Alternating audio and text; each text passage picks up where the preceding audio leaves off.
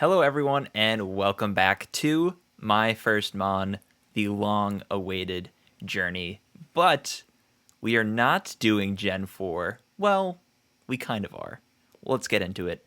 I'm one of your hosts, Jack Martin, alongside the Pokemon Master, Christian Buckley. Jack, it feels good to hear you do that intro again. It's been a minute. It feels good. I think we did Emerald back in, it could have been 2021, it could have been 2002. I honestly don't remember. But Yeah.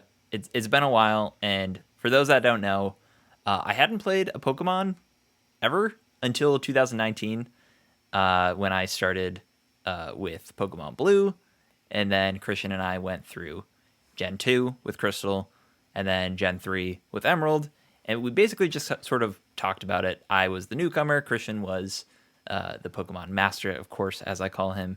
He was sort of guiding me through that series. And we wanted to do Gen 4, which I'm sure we'll do at some point with the remakes that were just came out, Brilliant Diamond and Shining Pearl. But we have this new game out, Christian. What's it called? Wonderful question, Jack. It is called Pokemon Legends Arceus.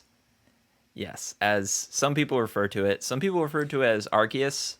Uh, let's see what the comment section has in store for us, and maybe we will change our pronunciation. But this show is an Arceus podcast, Yeah, so and we're gonna stick with that.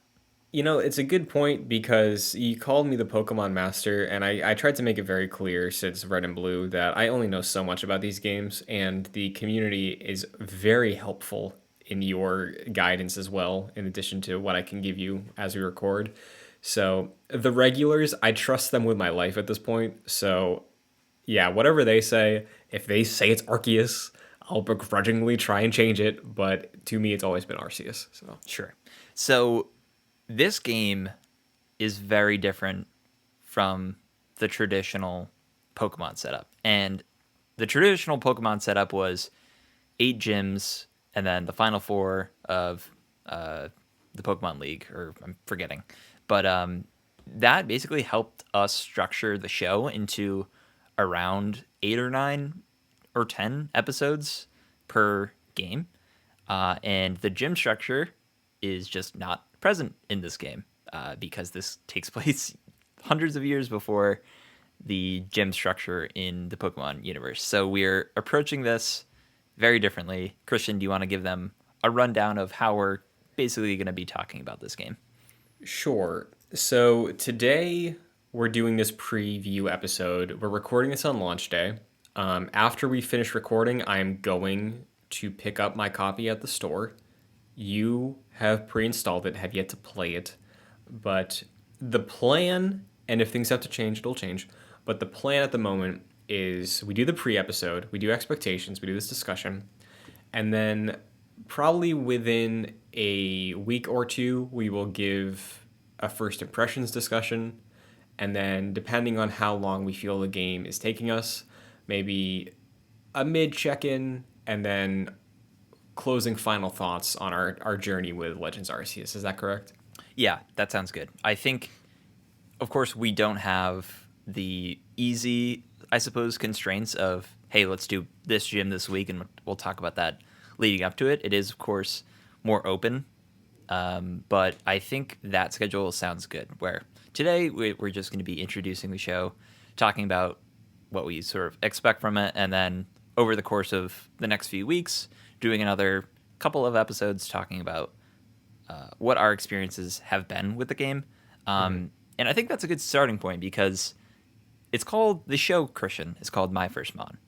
And that was kind of centered around my first experience with Pokemon, but I think it's a more accurate title this go around because it's both of our first experiences with Pokemon Legends Arceus, because this is a new type of Pokemon experience. Open world, go into the environment, catch Pokemon, fill out your Pokedex. Are you excited for this new variant of Pokemon game? Jack, since the announcement last year, because the Nintendo Pokemon Presents Direct back in like February of 2021 was a big day because they announced a bunch of things for the 25th anniversary, including Diamond and Pearl remakes, which, I've wanted forever. And they had one more thing, and it was this. It was Pokemon Open World Breath of the Wild. And as time went on, after that initial reaction stream, I was blown away. I was like, dear God, they're finally doing it, the madmen. But as time went on, we saw more of it. I was like, okay, this another shoe is about to drop with this game. There's got to be something wrong with it. The initial reveal, the frame rate wasn't great, but I kind of stopped paying attention to it because I wanted to keep my hopes down. But honestly, I always wanted to believe in it. And then 2 or 3 weeks ago, they posted a Japanese gameplay thing that was like 6 minutes long, and it looked like it ran pretty smooth. I'm I don't know if I'm a fan, but I enjoy the way the game looks for what it's going for. And it's the promise of the Pokemon game I've wanted my entire life. So yeah, I'm pretty damn excited. I went from probably not playing it to buying it day one, and I'm very excited to experience this, even more so because I played through the remake that I was looking forward to forever, and overall I enjoyed it, and it's a really great representation of Gen 4. But man, by the end I was like, that was another Pokemon game that I played just then. So this is new and fresh, and I'm very excited for it, for sure. Yeah, I'm right there with you. I think you and Omar were doing the stream of that direct, and I was listening in because I'm not a big Nintendo guy, so I don't think I can lend my voice to some good opinions about the company just because I'm not very familiar. Like I don't play all the first party games, play a collection, but here and there. So it was nice to see your reactions to that, and I was kind of equally with you of being very surprised that this game existed. I think a lot of people mentioned, like, what are you saying, like the frame rate, but also the game didn't look as pretty as we sort of want a next gen open world Pokemon game to look like. And it seems like that's consistent with the launch release of the game. But I think the concept of indexing Pokemon and the world we find ourselves in, like years before the structure of the Pokemon world that we know is in place, like gyms don't exist, people are fearful of Pokemon and they treat them as like wild animals and they aren't ingrained into the communities they live in. I think that's a really interesting place we find ourselves with this game. And as the player going out and like doing some stealth operations and like capturing Pokemon, having the battle system, but having it changed up ever so slightly that it's different and fresh. It's very exciting. And I think I was with you on that roller coaster where they announced it. They announced it for pretty like soon after they announced it, like months after. Excuse me. And they like didn't really talk too much about it afterwards until very recently. So I think a lot of people's excitement sort of declined because it was not very front facing. And I think people's worries sort of crept up into the forefront of their minds.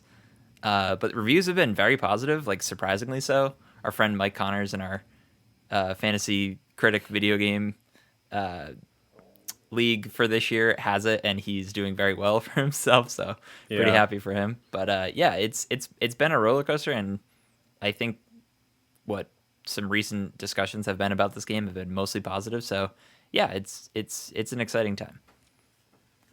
Yeah, absolutely. Because there's an argument of whether or not this is a mainline game, or if this is a spin-off. I think the Pokemon Company and Cerebi, which is like the Pokemon fan website, is saying it's a mainline game based off the way it's presented in Japan. So it's going to be a big moment for the series, regardless. But I do think that there's a lot of experimentation going on here that will probably influence the next big Pokemon game that is the follow up to Sword and Shield. Because unlike Sword and Shield, this one is not a dual release. There's not Legends Red and Legends Blue. It is just the one game. And similar to how we did like Emerald and Crystal, this is not that for Sword and Shield. This is very much self-contained thing. It's happening in the Sinnoh region in the past, which is the Gen 4 region. And there was an element of Sword and Shield where you were in an open field with a right analog stick camera, but that's really the only thing that I've seen from Legends that is a follow up to a direct mechanic in Sword and Shield. So this isn't like an Emerald version. This isn't a Crystal. It might still be mainline, but regardless, it's going to sell like it's mainline, I think. That's the big thing. So there's a lot of pressure on this game to innovate, I think. And I think that's why I've become so excited for it, because I truly have not felt surprised by Pokemon in such a long time. And based off of the reviews, I've gone out of my way to mute Pokemon spoilers on Twitter because the game did leak recently. And when Pokemon leaks happened for the remakes, I read all of them. I was like, what changed in this game? What's the same? This one, I'm just to keep them away from me because I would genuinely want to feel surprised and bewilderment from this game. And I think I might actually finally. Yeah, and even for me as a newcomer to the series, even after 3 generations of Pokemon, I was like, all right, I kind of get this. Like, it follows a similar pattern every time, and that's fine. Like, games can release over and over again. Like, I love the Uncharted games, and they're very similar year to year to year. And games like that just happens with franchises. But I felt that particularly with the Pokemon games, and I imagine for someone like you who's been playing it since as long as you can remember, the series is probably pretty stale at this point. So injecting the series with this level of freshness is very exciting. And honestly, I hope if this game does well, and it seems like it's doing well critically, and if it strikes a chord with the fan base, I hope for whatever the next iteration of the Switch is, they just go all out and make this more similar to Breath of the Wild, like really visually appealing game, and just sort of build off of the base of this game. Because just the premise of going out into the wilds and sifting through Pokemon and trying to catch them and learn more about them has me very excited, and I think it's a great base to build off for a potential sequel. Yeah, like I know like you are a Pokemon fan at this point, and I know you started your fandom a couple years ago. And I think I've mentioned this to you before. They will take any excuse to go back to Kanto.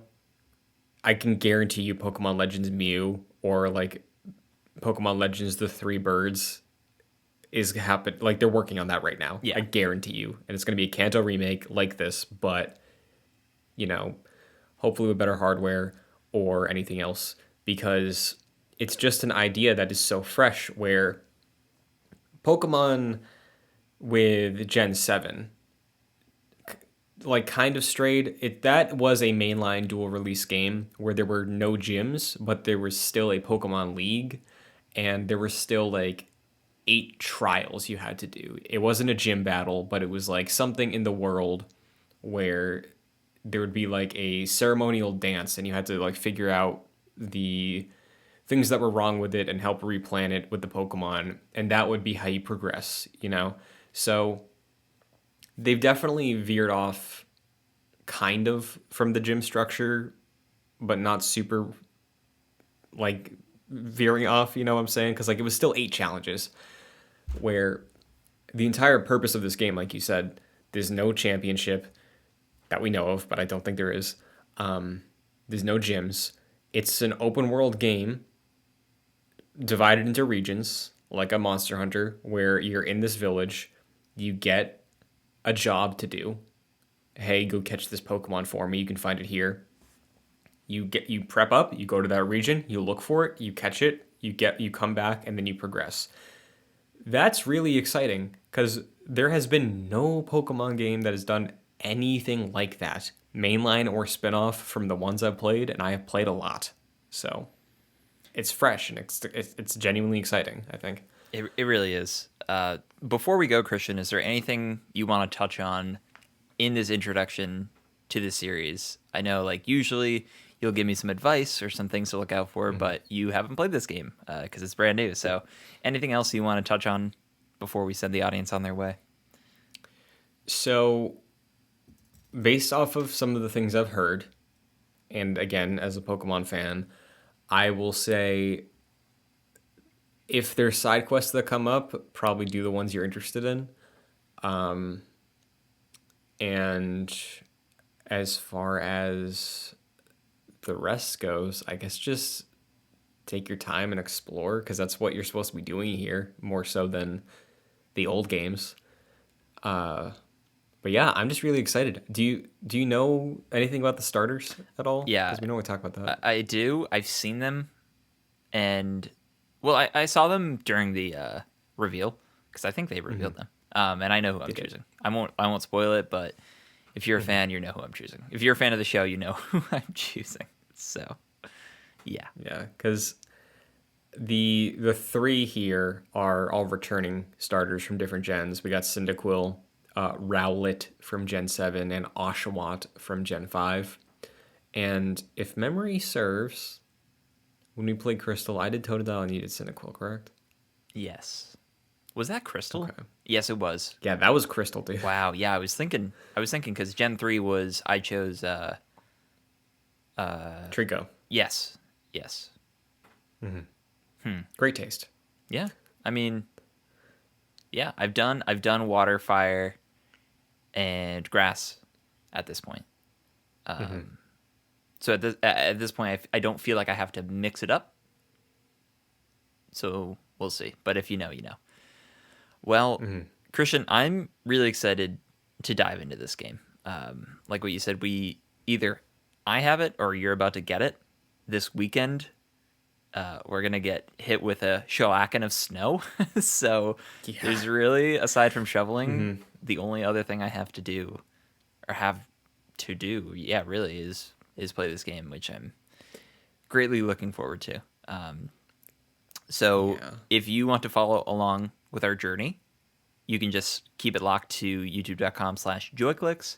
You can also find the show on audio podcast services like Spotify or Apple or whatever service you like to use. Christian, where can the people find you?